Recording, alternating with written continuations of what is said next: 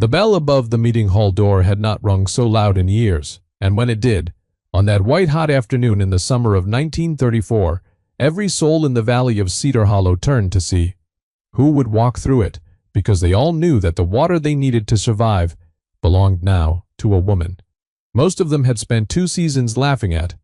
The heat pressed down on the town of Merrill's Bend like a hand upon a fevered brow, and the dust that came in through the open window settled gray on the shoulders of men who had once been prosperous and were now merely afraid. They had gathered to beg, that was the plain truth of it. Though they dressed it in the language of a meeting and a proposal and a fair arrangement. And at the front of the room, seated in a straight-back chair, with her calloused hands folded in her lap and her chin level, was Nell Ashby, 31 years old, a woman alone, who had come to that valley with almost nothing and had bought a ruin and a flock of dying animals for the price of a good meal. She held the whole of Cedar Hollow's future in her keeping now, and the room waited for her to speak, and she said nothing yet, and let them wait. Understand this before you understand anything else. The verdict on Nell Ashby had already been passed, and not by these frightened men. It had been passed long before, by the land itself in a language they had all forgotten how to read. Rewind now, 2 summers back, to a morning in the spring of 1932, when Nell Ashby stepped down off the mail wagon at the edge of Merrill's Bend with a single carpetbag, a cedar trunk that a hired boy set grumbling in the dust, and $41 folded flat in the toe of her boot. She was a widow, though the word felt too grand for a marriage of 11 months to a railroad man who had died under a coupling car and left her a small settlement and the freedom to spend it foolishly. She had no people in that country. She had answered a notice in a farm paper about a parcel going cheap in the high dry benchlands above the hollow. 90 acres of thin soil and a collapsing house and a barn with half its roof gone to the weather, and she had bought it sight unseen for $32 because that was what a place nobody wanted cost in a year when nobody had money.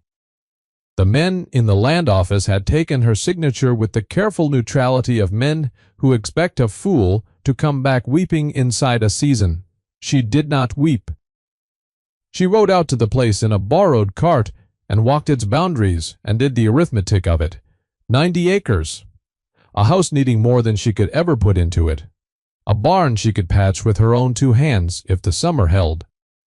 And when the man who sold her the land mentioned, almost as an afterthought, that there was a flock of sheep on the far parcel that the previous owner had abandoned when he went bust and rode east, 65 head of them starving on picked-over ground, she said she would take a look.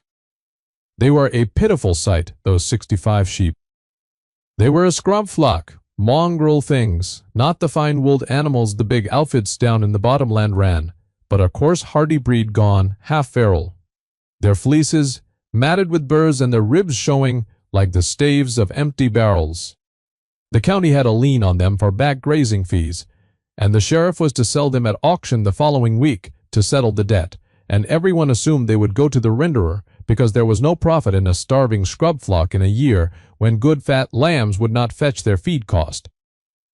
Nell went to that auction. She stood at the back of a knot of ranchers and townsmen on the loading dock behind the feed store, and she listened to them make sport of the animals in the pen, and when the auctioneer opened the lot and no man raised a hand, she raised hers, and she said $28, and the crowd turned to look at her as though a fence post had spoken.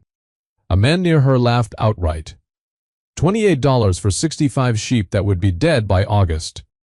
That worked out, someone said loudly for the pleasure of the crowd, to about 43 cents a head, and a body could buy a better dinner than that for the same coin.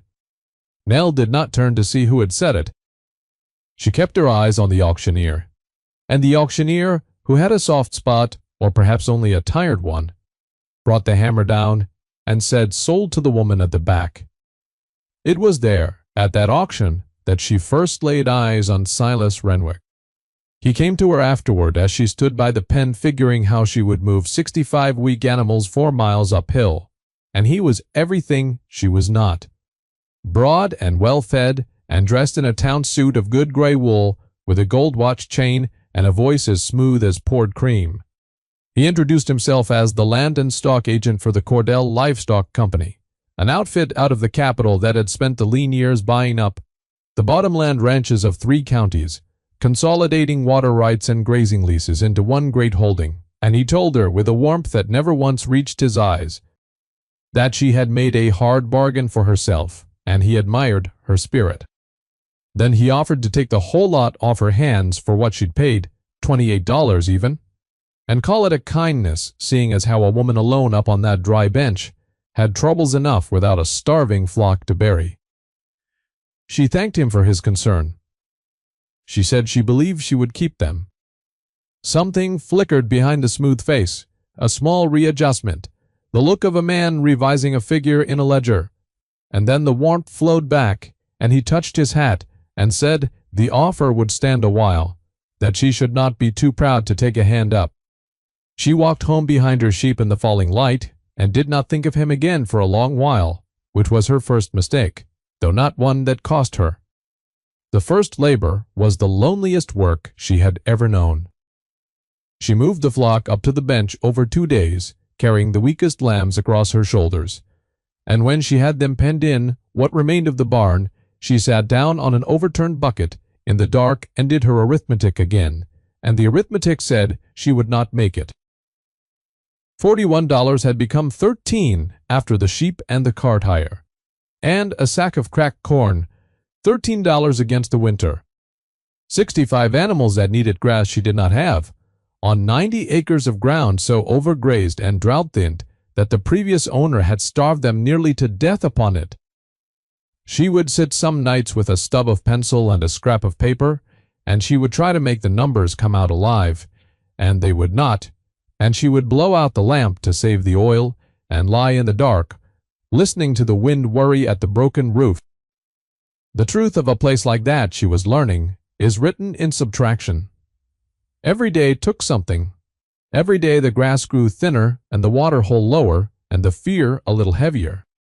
She came near to despair in those first weeks, near enough that she wrote out, one bad night, a letter to Silas Renwick accepting his $28, and she would have mailed it the next morning but for what happened at first light. At first light she went out to the pen to find that one of the ewes, a bony, gray-faced thing she had already privately marked as unlikely to last the month, had lambed in the night, and there in the straw was a lamb on its feet, wet and wobbling, and alive, butting at its mother, with a stubbornness that had no business existing in a creature born to nothing on a ruined farm in a dying year. Nell knelt in the straw and watched that lamb nurse. It was the smallest thing, and it changed nothing about the arithmetic, and it changed everything. She burned the letter to Renwick in the cook stove that morning and boiled her coffee over the ashes of it. If a starving ewe could find enough in herself to make new life out of picked-over ground, then Nell Ashby, who had 2 good hands, and no one depending on her but 66 mouths, now instead of 65, could find enough in herself to try one more season. She did not yet know how she would do it. She only knew that she would not sell to the man in the gray suit. Being alive, she thought, is its own argument, and a lamb standing on new legs was an argument she could not refuse. It was the old woman who showed her how. Her nearest neighbor on the bench, a mile off across a draw, was a widow named Kadja Vorland, who had come from the mountain country of the old world 60 years before as a girl, and had grazed sheep on hard ground her whole life, and buried a husband and 2 sons on it, and was regarded in the valley as either a witch or a saint, depending on who was doing the regarding and how their luck was running. Katja came walking one evening with a crock of curded cheese and a way of looking at things that made Nell feel, for the first time in that country, that she was being seen rather than measured. She did not laugh at the flock. She walked slowly through the pen with her hand out, letting the animals come to her, and she said in her soft accent that rounded every hard word, that these were good sheep, old-blood sheep, the kind her people had run in the high, stony pastures where the fine, soft breeds would sicken and die. You are trying to feed them, Katja said. That is your trouble. On this ground, you must not feed them. You must let them find. And when Nell said there was nothing on the ground to find, that it was grazed to the dirt, Katja shook her head and said the ground was not empty, only tired, and that a tired thing is not a dead thing. The land remembers what the farmer forgets, she said, but it will not shout the answer to you. It whispers always. So, you must learn to be quiet enough to hear. The practical key Katja gave her was this: stop keeping the flock in one place. The previous owner had failed because he had penned his animals on the near pasture and let them eat it to ruin while the far reaches of the 90 acres went untouched and the deep-rooted plants that survive a drought were never grazed at all. Katja taught her to move them. A little every day, a slow tide of animals across the whole of the ground, never letting them linger long enough to kill what they ate, always leaving the roots to hold and heal. It was the oldest knowledge there was, the way her people had grazed the high pastures for 1,000 years, and it was precisely the opposite of everything the big scientific outfits in the bottomland did, with their fenced lots and their bought feed. Nell listened. She was, above all things, a woman who could be quiet enough to hear. And she began the next morning to move her sheep. The boy came to her that summer too, and stayed. His name was Wesley Tuck, and he was 10 years old, the middle child of the Tucks who worked a shares farm down at the foot of the bench and had more children than acres. He was a silent, watchful child, the kind that grown people forget is in the room, and he began appearing at the fence line to watch the sheep, and then to help move them, and then simply to be there day after day, saying almost nothing. He was the only person in the valley who did not think Nell Ashby was a fool. He gave the sheep names, which she had refused to let herself do. And once he had named them, she could not unname them. There was a ewe he called Biscuit, and a black-faced one he called Judge, and above all there was the ram, a great old scarred creature with a Roman nose and a slow, steady eye, whom Wesley named Governor, and treated with the solemn respect the animal seemed to expect as his due. Governor had a calm in him that spread through the whole flock, a settledness, and Nell came to trust his sense of the ground more than her own. Where Governor led, the water and the good forage were near. She did not question it. Wesley did not question it either. The two of them, the woman alone and the silent boy, moved the flock across the healing land through the long, hot summer, and the town below did not know they were alive, and that suited both of them fine. By the end of that first summer, the ground had begun to change in ways only Nell and Wesley and old Katja could see. Where the sheep had passed and moved on, the deep grasses came back thicker, and their sharp, small hooves broke the crust of the baked soil, so the rain, when it came at all, sank in instead of running off. The manure they left fed the ground. The flock that everyone had sentenced to die had, by simply being allowed to do what its nature intended, begun to bring the ruined bench back toward life. And the sheep themselves had filled out, their ribs vanishing under fleece, their eyes gone bright. But the true change, the thing Nell banked like a coal kept low and red under a bed of gray ash, came in the autumn, when she and Wesley, following Governor's stubborn insistence, cleared the brush from a rocky fold in the far northeast corner of the 90 acres, a place the previous owner had fenced off as useless, and found beneath a slab of overhanging stone a seep of water coming cold and steady out of the hillside, a spring that ran a thin, bright thread down into a hollow the animals had already found and worn smooth. Katja came and looked at it a long time. "This is old water," she said finally. "Deep water. It does not come from the sky, so the sky cannot take it away." And Nell understood, standing there with the cold water running over her fingers, that she had bought for $28 something, the whole valley would one day die for the want of, and she said nothing about it to anyone, and neither did the boy, and neither did the old woman, because some things you keep low under the ash until the night you need the fire. The first vindication came from outside, as such things do, in the person of a wool buyer named Aldous Pruitt, who came up from the rail junction in the second spring in 1933, working the back country for the coarse hardy fleeces that the carpet mills back east prized and that no one in that valley of fine wool men bothered to raise.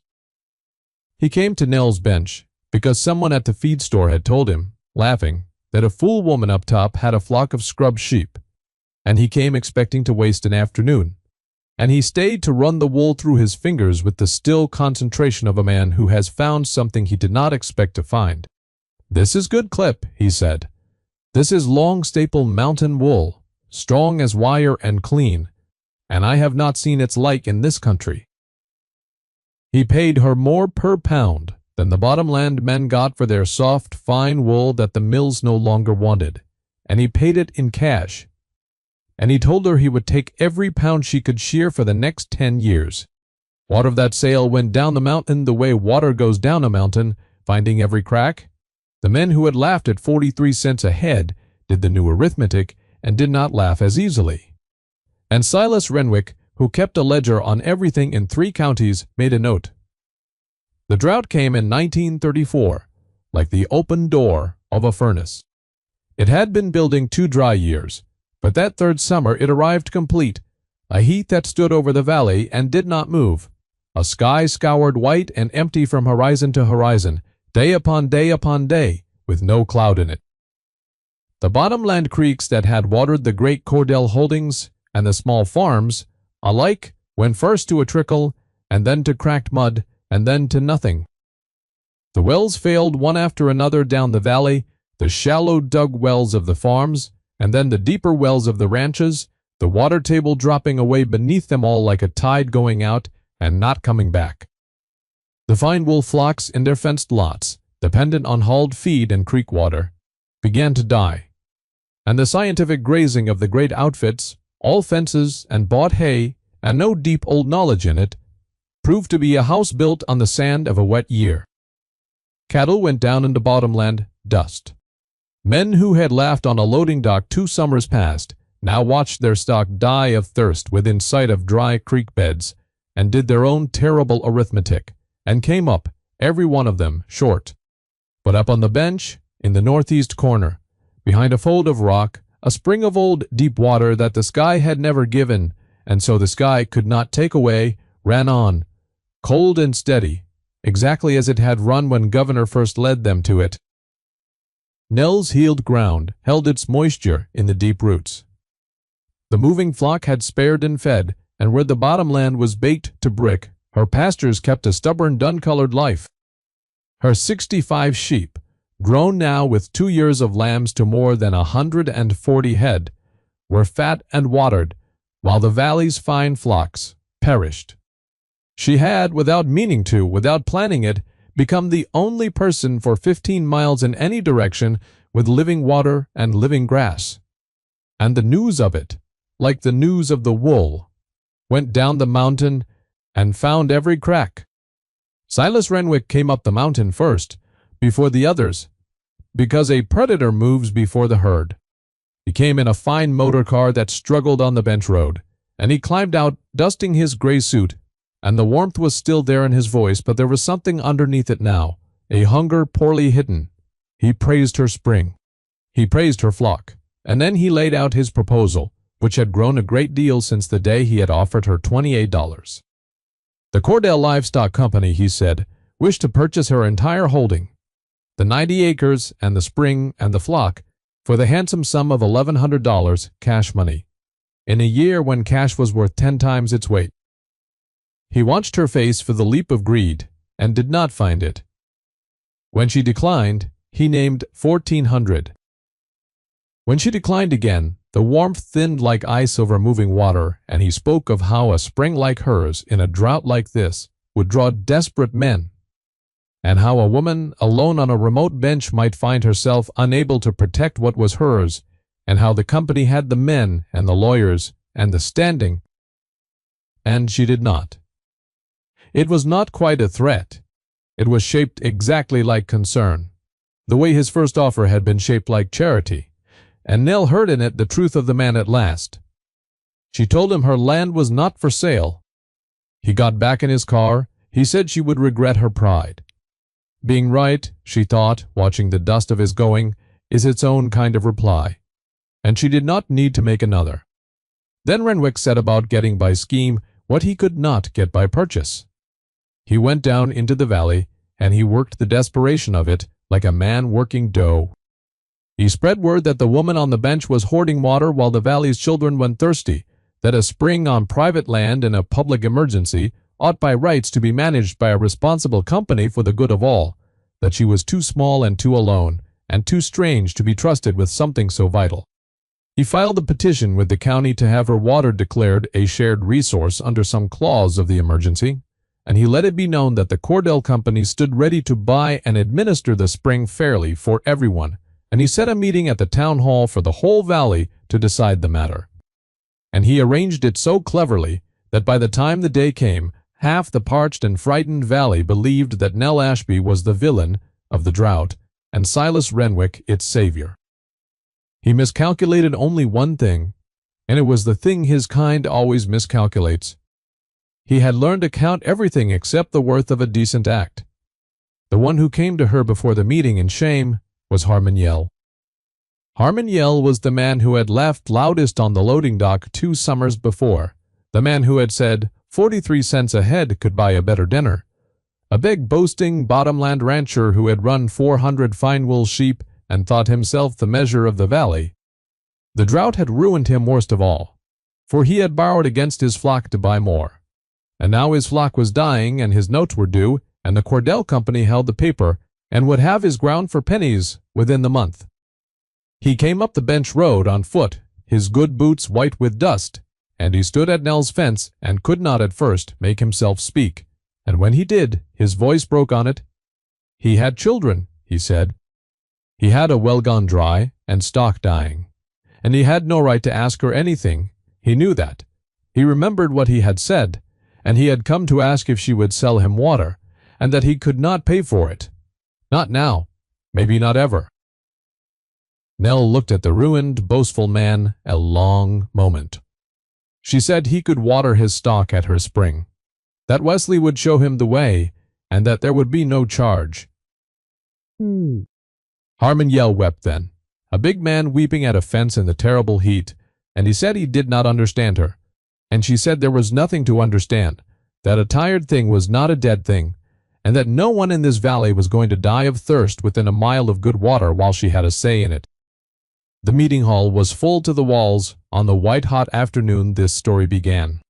Silas Renwick had the front of the room, and he had done his work well, and the fear and thirst in that room had a shape now, and the shape was a woman alone, on a bench, who would not share. He rose in his gray suit, and he spoke with all his poured cream warmth about the emergency and the public good, and the responsible administration of a vital resource, and he laid out the Cordell Company's generous offer to purchase and manage the spring for the benefit of all, and he spoke of the spring's remarkable flow. And here he made his one fatal error, the error of a man who counts too well. He said that the spring produced, by careful measure, some 900 gallons a day, more than enough for the whole valley if wisely managed. And in the hush that followed, Nell Ashby rose from her straight-backed chair and asked him in her plain quiet voice that carried in the stillness, how he had come by that figure of 900 gallons, that precise measured figure, given that she had never told a living soul what her spring produced, and given that her spring lay behind a locked gate in the farthest corner of 90 private acres. The room went very still. Renwick's smooth face worked. He had measured it himself, of course, or sent men to measure it, creeping onto her land in the dark to gauge the prize he meant to take, and the too precise number had given him away as surely as a footprint in mud. There was no clean answer, and every soul in that room watched him fail to find one. Then Nell Ashby spoke to the whole valley, and she did not raise her voice.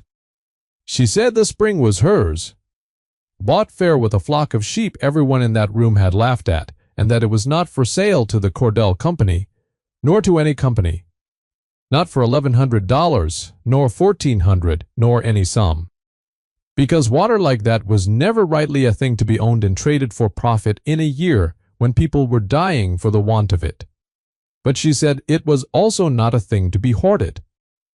Any family in the valley that needed water for their household and their stock could come and take it from her, spring, freely, for as long as the drought lasted. She would ask no money for the water itself, for the water was not hers to sell. It was old and deep, and it had been in that ground long before she came, and would be there long after. She would ask only that those able to work give a day, now and again, to help lay a pipe down off the bench, so the sick and the old need not climb for it. And that would be payment, not for the gift, but for the labor, which was a fair thing to ask. And she sat down. The tide of that room turned in a single instant, the way a tide does, all at once, after seeming for a long while never to move at all. The men who had laughed on the loading dock stood up one after another and took off their hats. Harmon Yell was the first to speak, and he told them all what she had done for him already, before this meeting, before there was any credit to be had for it. And the room that had come to condemn a woman alone rose, instead, to honor her, and Silas Renwick stood at the front of it in his fine gray suit and felt his power run out through the floor, like water into sand, for you cannot buy a valley that has just remembered its own decency. He gathered his papers. He said something about the petition, about the county, and no one was listening. And he walked out through the door with the loud bell, and the Cordell Company's designs on Cedar Hollow went out the door with him and did not come back. He had counted everything and understood nothing. The rains came in the last week of that August, the way they will after they have taught their lesson, a slow gray front rolling up out of the south and breaking over the valley in a downpour that men and women stood out in the open to feel, turning their faces up to it, and laughing and weeping. The creeks ran again, the wells took slowly back their water. The land, which remembers, began to heal, and the deep old spring in the northeast corner ran on exactly as before, unbothered, for it had never known there was a drought at all. They laid the pipe that autumn, a good half-mile of it down off the bench, and it was Cedar Hollow's own hands that laid it, and it stood as a thing the valley had built together in a hard year. And it stands yet. Nell Ashby was no longer the fool on the bench, no longer the woman alone. She was the one who had held the water and given it. Her flock came through the drought hole and grew, and Aldous Brewitt bought her long strong wool every spring for years. And Wesley Tuck grew up working that land beside her and inherited it in time, which is another story. Old Katja Forland walked over one evening, late that autumn, when the grass was greening on the heeled bench, and the lambs of a new season were dropping in the fold. She stood beside Nell at the fence and looked out at Governor moving slow and dignified among his ewes, and at the far corner where the spring ran bright, and she said what she had said the first evening she came, that the land remembers what the farmer forgets, and that it whispers the answer and will never shout it. So a person must only be quiet enough, and humble enough, to hear.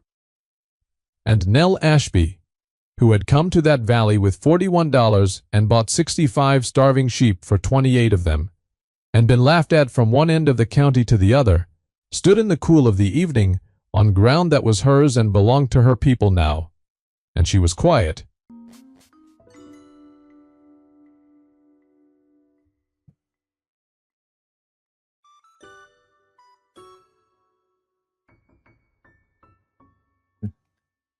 Gotta fix the schedule.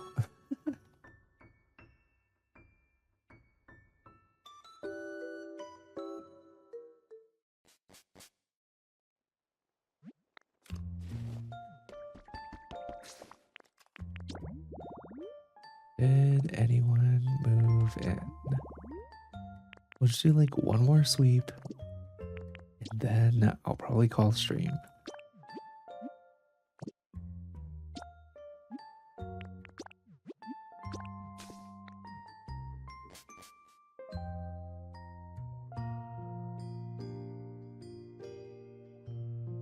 I hate to admit, I got banned on Club Penguin when I was 8. Oh no, Tectus.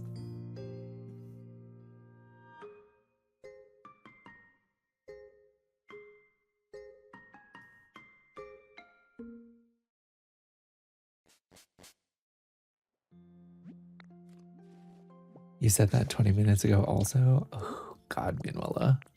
You're not supposed to call me out like that. But you're not wrong.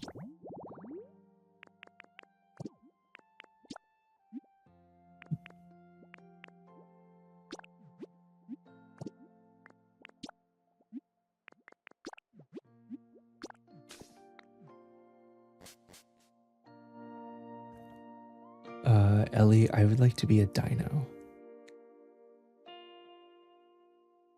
You guys didn't sleep. I just woke up.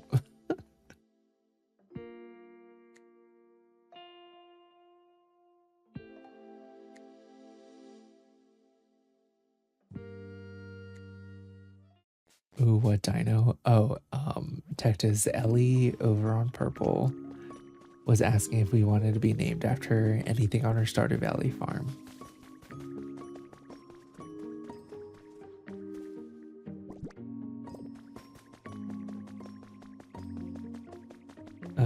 Dino, I wouldn't have it any other way. It'll also be the first dino I have in Stardew ever gone that far. Ooh, I have faith in you, Ellie. Okay, no one's here.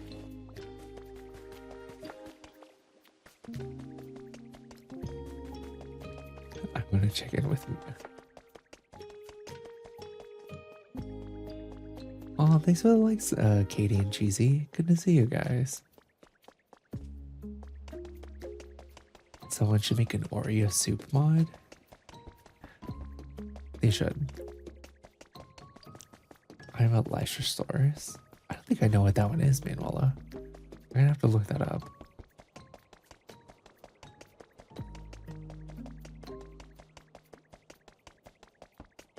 I have 3 cows on Stardew, beef, steak, and veal. Ooh, nice, Tectus. I usually call mine, like, Burger King, In-N-Out, or McDonald's.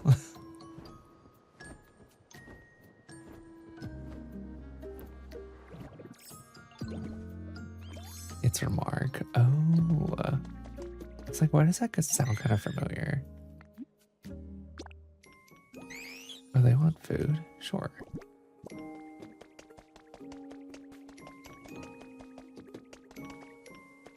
I think there's a farm back here, right?